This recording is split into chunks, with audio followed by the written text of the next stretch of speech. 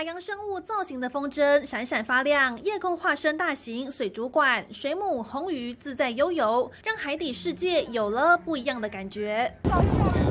白天再来看，同样超壮观，长达35米章鱼张开触角，随着海风在空中飘啊飘，还有梦幻的大鲸鱼出现在天空。2022高雄旗津风筝节20号登场，第一天就涌入超过35000人。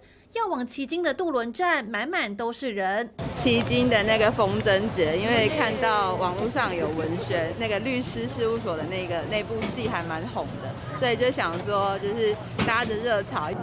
很多人啊，有吓到？对，可能要1个小时吧。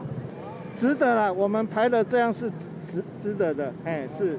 登船处排起长长人龙，轮船公司统计，周六一整天，旗津鼓山渡轮线载运大约27000名乘客，预估周日也会有2万人以上，搭渡轮的人次超过春节连假。平常一般我们礼拜天的假日大概16000到18000人，现在增加大概2万到27000了，对，所以增加要将近1万人左右。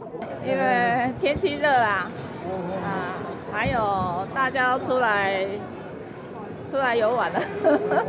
民众在暑假尾声外出走走，附近店家也感觉游客变多了。高雄旗津暑假活动从先前的黑沙玩艺节到啤酒嘉年华，现在首推风筝节，今年1月到7月，旗津累计游客超过350万人，成功带动当地商机。民视文邓山田高雄市报道。